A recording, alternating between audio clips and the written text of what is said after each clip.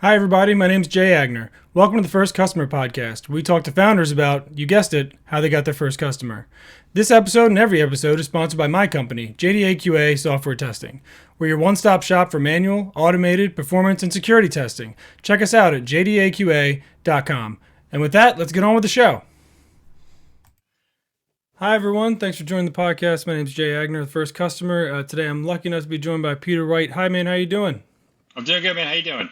I'm great. We were just chatting a little bit before the show about your different background than we normally have, and having it. Anybody from the social, civic, whatever kind of space that you want to kind of define yourself. You've got a very, varied background. I'm very interested to catch up, and you're applying technology to different problems. So should be a fun episode. So let's just hop right in. Where did you grow up? So I grew up in Quakertown, Pennsylvania. Went to a bunch of lovely Quaker schools in and around Bucks County. Moved up to Massachusetts, went to a great college called Clark University, did a BA and PA there, worked at a bunch of amazing little organizations, from a EMS company to a bunch of nonprofits. Lived in DC for a bit, decided I didn't want to do the whole DC thing, moved back to Pennsylvania, and have been, working ever since. So when did you move back to PA? How long have you been back home? So I moved back in 2015. I did a year at Penn at the Fell School of Government for a certificate program. Moved back up to Boston with a very lovely girl. Followed her to California. Then we moved back here in 2020 because she's, became remote work for forever. And all my clients since then were mostly out in the Philly area. So it just made the most sense to move back here. And I wanted to be part of the Philly tech scene. I mean, it's definitely growing. There's a lot of resources. There's a lot more. I think there's better access to mentorship and, a number of different startup communities out here that was like a little bit less competitive to get into, a little less more open than out in Southern California. So, it just seemed like the right move. Yeah, I saw PSL on your Philly Startup Leaders on Yep. your list of things. Very near and dear to my heart. And one of my heroes, Chris Serra, helped co-found PSL many moons ago, and Isabella runs out today, and she's fantastic. Yep. So love to see PSL alumni and just community members out doing good things. So Isabel is probably one of the most natural MCs out there. She's phenomenal. Unreal. Yeah, it's crazy. She's built for that executive director role. Yep. And she is the best. I actually got to see absolutely. her not last week, the week before at the PSL Expo, and she was Oh yeah, in full form and absolutely. doing her Yeah, I was thing. there too. Man. It was awesome. Oh, Yeah, were that was you? a I great missed event. you there. It was a Yeah. great event. There was a lot of though. people. Yeah, definitely. It was cool. It was a different event. I liked it. So tell me a little bit about Public Assembly. So it's a company you founded. We could jump through all the different things, but I think that one maybe kind of encapsulates a lot of the journey up Absolutely. until now. So talk to me a little bit. We talked a little bit about it before. You mentioned January 6th was kind of like a springboard for some of this stuff. So where did it come from, and kind of how did you tie everything together to start that? Yeah, so like I said I grew up in Upper Bucks County, which is like politically a really interesting area. It's got a little bit of everybody. I know people who were personally at January 6th, back in 2020, I was trying to found a platform called American Co-op, where people could crowdfund into a custodian fund model to be able to purchase and reorganize distressed businesses as co-ops. So I've been very interested at the intersection of how crowdsourcing, community management and social media and crowdfunding can actually, create these really amazing initiatives that people can organically create and be really engaged in. January 6th happened, and, I was really sad, really frustrated, really concerned. Clearly, people's relationship to politics, to media, to communities, to each other was really damaged. So I really wanted to build a platform that made it really easy for people to build, comprehensive, real organizations online, be able to combine their, build consensus, combine their attention, combine action, and be able to spend money and engage collectively to change some sort of external institutional behavior, be it a political campaign, an actual business, a government institution, a nonprofit, or some sort of third party initiative. I wanted to make it easy that people could come together as peers and really do something collectively. Um, yeah, so we've had some really incredible experience over the last 2 years. I can't believe it's been that long. 2 years since we've been getting that off the ground. We're working on an amazing MVP right now. We've certainly learned a lot, and we're going to be doing some really good things this summer and going into the fall. So when you say custodian funds for the I think that's in the crowdfunding, like Hmm. money raising space, right? Hmm. I've heard the term. What does that mean for? Let's just pretend like I know what it means. If somebody else doesn't know what it means, what would that mean? So a custodian fund is, in the case of crowdfunding, and this is more the American co-op side of things, not the public assembly side of Hmm. things. But in essence, it's a fund that, money is raised by a group. In this case, it's crowdfunded, and then it's packaged, put into an SPV, special purpose vehicle, typically, and then it's managed by a custodian, a third, some sort of third party, with a negotiated fee. So, long story short, it's an asset management fund, or it's a managed asset fund. Okay. And there's a million different ways that you can apply that in crowdfunding. I've known a couple of people who have been trying to build their own crowdfunding platforms, mostly in the crypto space, and they used mostly that model. Got it. Um, so let's rewind a little bit. You did consulting for a while, and I think you said you still Mhm. maybe kind of do a little bit. But tell me about that. Like when did you step out of uh, kind of the day to day 9 to 5, getting stuff Yeah. done, and into consulting? So I've been working at my first job in and out of college was for a really amazing, very small defense logistics firm out of DC. The people I worked with over there were incredible, and what I learned over there was really incredibly useful. But I just really want to work in that sector anymore. But I learned a lot about program management, proposal writing, and just overall business development. And not just with the government, also B2B. So there's a lot that I learned that I want to apply to the community development, economic development, and nonprofit space. So I built a small an LLC because it's the most flexible structure that I could make.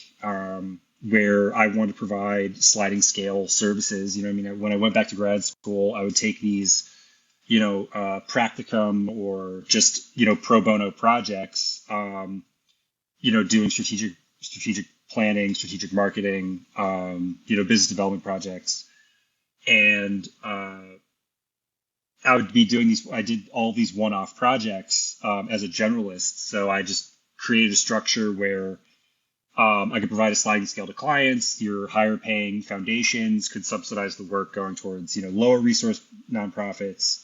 I was able to work in a couple social ventures in there. Um, really just trying to help companies or organizations that needed help both with vision building, product development, and policy analysis and evaluation to help create a narrative that grant funders and government agencies were going to find appealing. It's such a different universe than Oh yeah, typical B2B stuff, right? And absolutely. how did your background kind of prepare you for that as opposed to like a B2B guy, right? Because I'm a B2B guy and I know nothing about the nonprofit space and the the funding and the grants and all that stuff. Like, what part of your kind of upbringing career got you prepared for consulting in that space? Sure. So I, mostly in my in undergrad, developed a really amazing, research and qualitative and quantitative analysis background. Definitely built on that in multiple stages of grad school. So, I'm a trained program evaluator, which means that you're helping an organization set up data collection and set up, not just analysis, but analysis and decision making based off of what you collect. So, that's kind of a unique background in this space. You have a lot of people who are very, issue or very sort of specialized. And while this is specialized, it's a skill set that's not really all that common in the nonprofit space. Is definitely coveted. So just being able to come up with that background and then be able to combine that with a, public sector business development, knowledge is definitely very helpful to my clients. Yeah, I sat down with a guy who I think was like some sort of executive director for maybe the Jewish History Museum or something, like a couple decades or like a decade ago, and just listening to like how those places stay in business, like with fundraising and grants and all this. It was just like it's just, you don't even know, you don't even think about it, right? I mean, you're not even, if you're not in that space, like you have no idea that all this stuff goes on, and there's all these like, it's almost like the, like the candy bar drive when you're a kid, right? You're like trying to get everybody you can to buy as many candy bars as you can so you can get the big prize for your school or whatever. It's like very similar to that in my head, where it's like you're kind of just out there doing your thing, hope, based off goodwill all the time, like trying to do things for people that are, trying to advance the ball. And that's, it's hard to do that kind of sustainment, even when you're a large, like very established organization. It's a lot harder when you're brand new. First of all, it may take you a couple of years to get like the right financial forms to get grant funders to even consider you. You may not have a full 990 that a grant writer or a grant foundation is going to even consider, 2-3 years in. You may have 990N, which means you're IRS compliant, but your budget is so small that it doesn't warrant an audited financial statement. Right. So during that time, it can be really complicated, especially if you can't just run on volunteers. You need an actual budget. So I've seen some really amazing creativity when it comes to that, and it's been it's a very interesting field. I think that the nonprofit field, there's a lot of people who innovate. There's a lot of people who innovate and do great things, and they still don't get rewarded for it. It can be a grind. Right. That's what it feels like. It felt like a never-ending grind just to keep the lights on a lot of the time.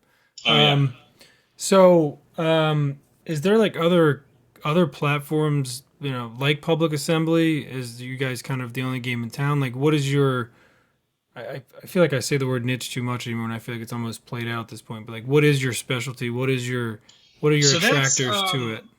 We're in the MVP phase of Public Assembly, and basically what we're doing right now is what I like to call a behavioral MVP, where we're pre-funding pre-revenue. We need to validate as quickly as possible so we can get to funding the actual market launch. So we do have we've had a couple different pilots using what I like to call a string of pearls. So basically I replicated the experience using as much over-the-counter, low-cost or free technology as I could in one place for my customers, so that we could really prove the gap that our proprietary technology was really filling in, and that we would do it better than all of these established processes. Mm-hmm. Better and or cheaper. And right. we're definitely both. So to answer your question, we're trying to make it really easy for people to organize, online. There are 1,000,001 ways to organize, especially on, organizing is typically a group, an in-person group activity. Online organizing can be done in a million different ways. But the real thing that we're trying to do that no other social media platform, no other, even a lot of SaaS solutions don't provide are collective decision-making tools for regular people. There certainly are, really good sort of like enterprise solutions for project management and all that, and, all that stuff, everything from like, Zoom to Salesforce. But we're trying to put all of those types of modalities, all those types of templated organizational tools into a social platform that regular people could then go through that sort of vision building to really going to market, but in a civic political sense. We're really trying to make it easy for people to, go to their peers, have an idea of like what type of activism they want to be a part of, and then be able to draw in more peers based on that shared vision and have people add to the vision over time. That's how, everything from little local initiatives to, full-blown movement get started. And we're trying to package all of the types of, all the different types of tools that would be useful to that experience, but we have all in one place. What would you say is a movement, or let's just use the word movement, that would have been facilitated more easily or more effectively or more quickly? Just pick one, using your platform as opposed to whatever kind of organic or whatever means it had. Is there any that kind of stand out to you that you could say this would have been easier if they would have used public assembly? There's a couple. Let me get. Oh, the sun! Look at that! Look at that beautiful nice. May sunshine coming in. Hey, it was good timing though. It kind of made you look very right. It was perfectly dramatic. So the case that I use, one of the things that we want our platform to do is we want people to be able to pool money and then create and then dictate about how it's used in some sort of accountable way. The Black Lives Matter movement, about 2014 to 17, Black Lives Matter was not just one organization. It definitely just was not one movement. Black Lives Matter, in a lot of cases, was a hashtag. It was a hashtag that people rallied around, and a number of different media organizations promoted. Now, there were individual organizations that were like Black Lives Matter Foundation of, insert municipality, but because there wasn't that overall organizational structure, there were a lot of people who just co-opted that brand and then sold T-shirts or did X, Y, and Z. So I think one of the things that could have been really useful, to be honest, is our tool in that case. You have the amazing organic grassroots groundswell that organization, that movement was able to attract. But we want to give people to take that those tools to create a better shared vision, and be able to build an organizational structure around that shared vision that then can accountably engage in these types of civic activities. Example of that working really well is the Minnesota Freedom Foundation. They started off as a small group of founders on Twitter, working with trying to organize people over Twitter. They were able to develop 501c3. They're able to raise small donations from people, but engaging in this symbiotic two-way call and response style of really good semi-horizontal organizing. So they have really great buy-in from their supporters, and not only are they getting money and volunteer hours from them, but they're also getting really good information about what needs to be changing, in Minnesota. And over a couple of years, they were able to build on this groundswell of small donations and, volunteer activists. And they were able to grow to be a $40 million organization that changed laws at the state and local level, was able to advocate for policy, all over the country, raise big donations, and get people out of bail. They're able to get, a couple thousand people out of jail. So again, if you combine shared vision with good leadership and accountability, there's a lot that you can get done in a within a democracy. As flawed as our democracy is, there's still a lot that if you get a bunch of people who agree on something to actually commit to action, you can get amazing things done in our society. And again, the tools are there now. It's just about putting them all in place and engaging and educating the public effectively, to get them to use those tools. That makes a lot of sense. What were some things that held you back initially from building public assembly? So for me, I come from the nonprofit world. Just really learning how to build a tech project when you don't have friends and family money, when you don't have the types of connections to do this. So it was really just pulling strings, testing the idea as quickly as possible with potential users, but also people who have started businesses and started tech projects, and trying to, it's not even just learning from them, it's trying to figure out how to have a productive conversation with these people. If you 2 years ago, I didn't even know what questions to ask, let alone, right. Try and figure out how to strategize. Right. So it's building the foundation just one step at a time. And, you got to crawl before you can walk. So, just getting to my knees just so much that I could get into an accelerator and then get into a better accelerator. And then, go to market and actually, put a product requirements list together. And, it's all about, just figuring out what you don't know and iterating based on that. Yeah, it's interesting. As you were saying that, it kind of stirred up the fact that I've always been in tech since I was a kid, 12, 13 years old. So it doesn't even register with me that, I know that there's people who aren't tech savvy, but to the degree of being able to interact and create a tech product with tech people must be a challenge if you come from just a completely separate space, to be able to talk and articulate ideas in a way that somebody, and especially if you don't have money and you are that's also helpful. You're equity compensating people, right? And you find, I found incredible founders, right? I was on a podcast not that long ago, and somebody asked me, what's the most important thing you can do? And my answer was be organized, because you can have the best team, people who just from skill and time alone can build you a product.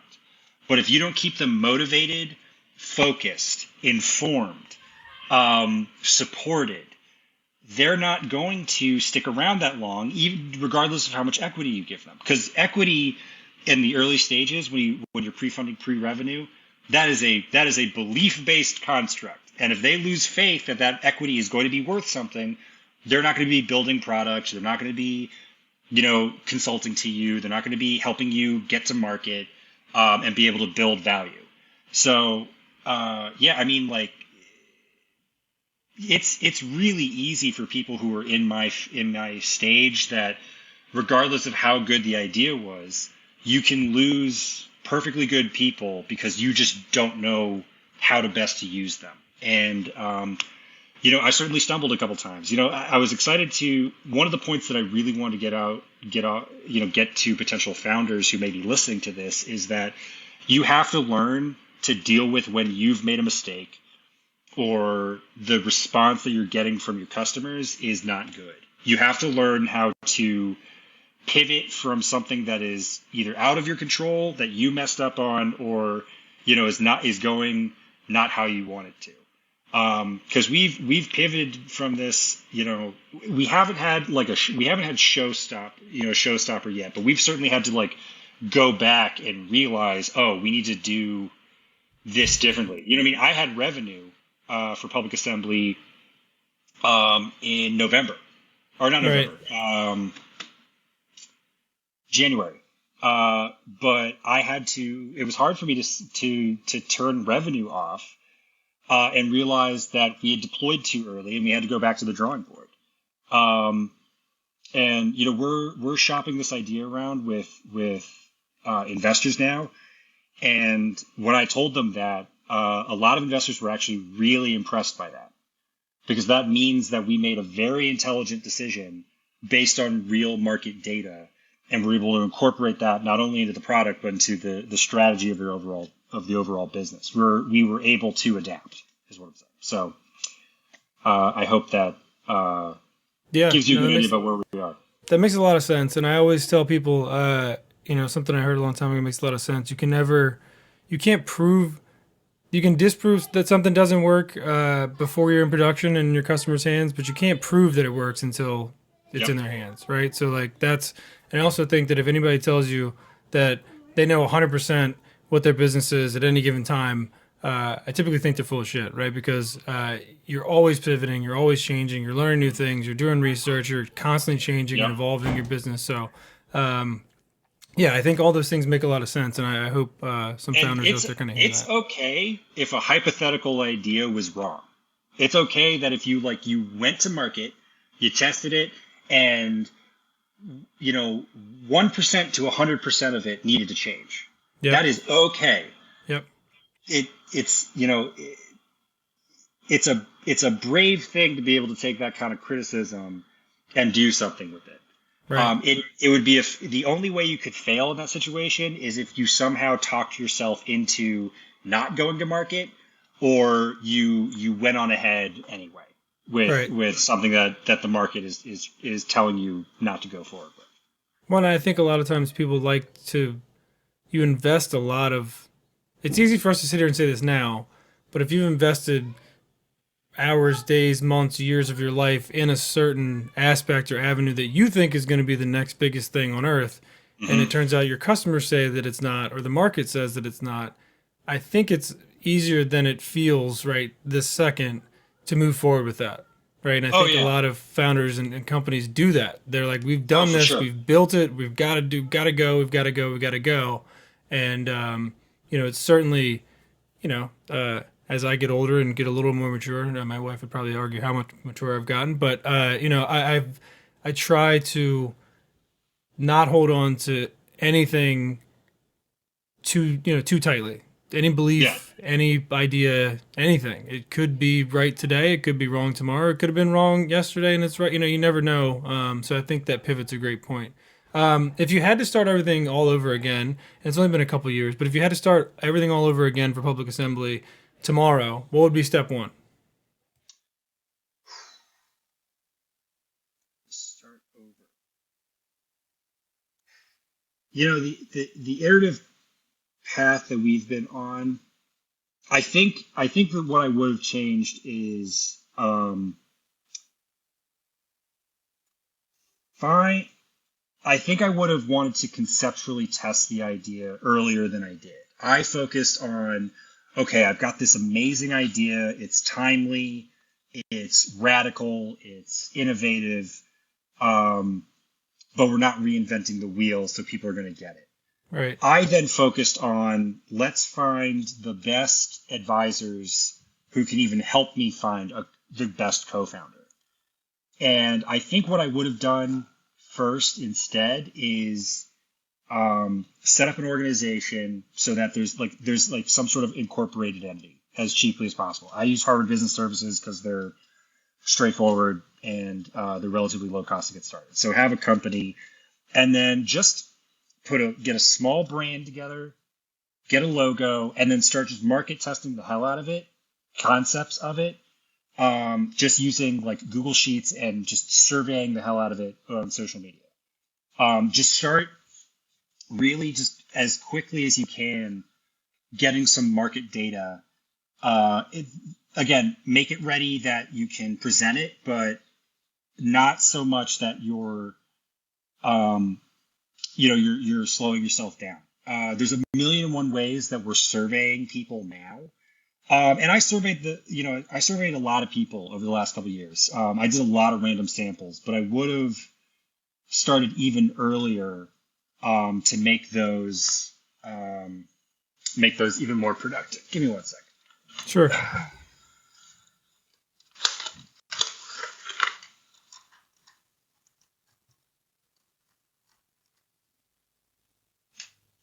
There we go.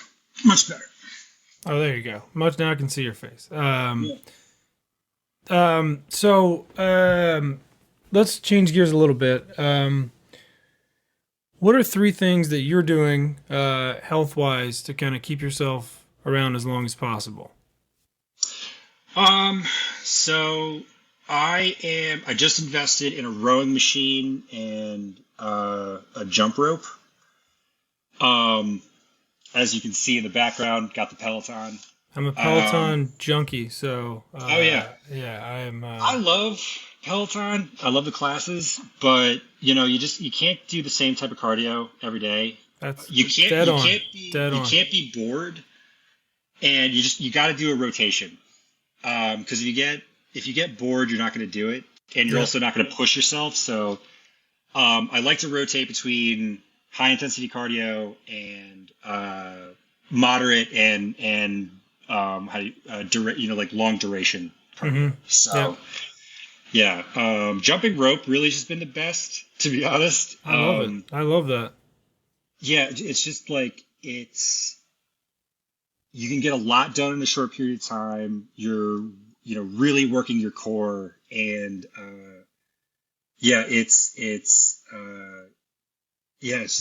it rules. You know what I mean? I've lost like fucking another like 8 pounds doing that. So Nice. Beautiful. yeah, but yeah, that's something I'm doing. And then just like, my challenge has been like I injured the shit out of my back a couple years ago, and just like learning how to like completely redo everything from like my diet to my workout routine. Mm-hmm. So just again, learning what your strengths and weaknesses are in that context. Okay. I love it. Yes. Cardio is king, but I think strength, I messed up my back. I've had just like weird back problems my whole life, and it was easier for me to do cardio. But then when I got back to doing strength again, I felt like a good mix there is probably like right for my body. You know what I mean? Just like getting strength workouts in, getting cardio, and just like you said, the different stuff. Your body needs different stuff. Your mind needs different stuff, and you can't be bored doing it. So mystery question time. It can be anything in the world. It can be physical. It can be altruistic. It can be whatever you want it to be. Mine would probably be that my kids weren't home right now. What would you do if you knew you couldn't fail?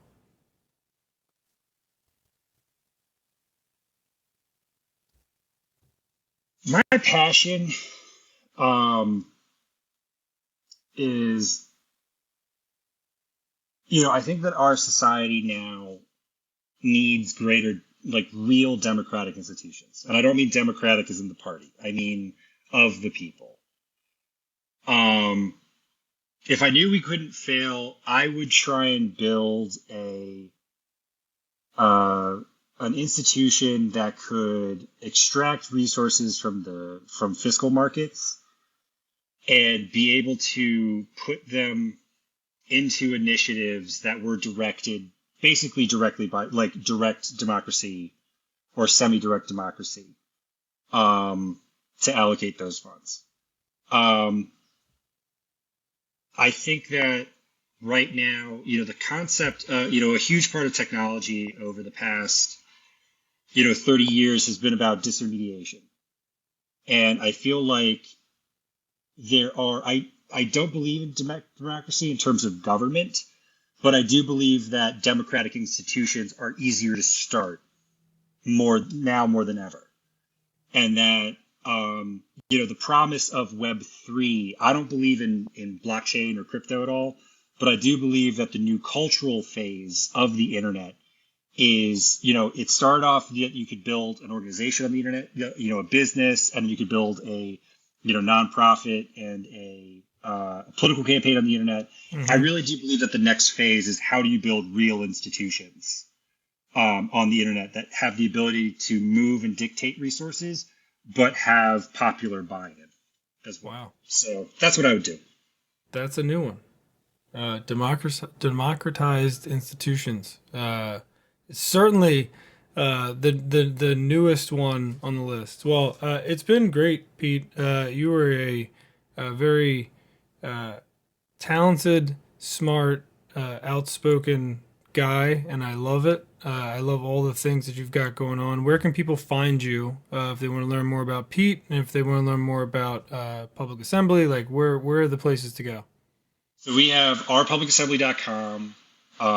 We are uploading information there. We just set up a Mastodon. We are, having really wonderful conversations there. Social.ourpublicassembly.net. And then our public assembly on LinkedIn. Okay. And you can also find me on there, Peter Wight, pretty closely affiliated with the Our Public Assembly page. So, yeah.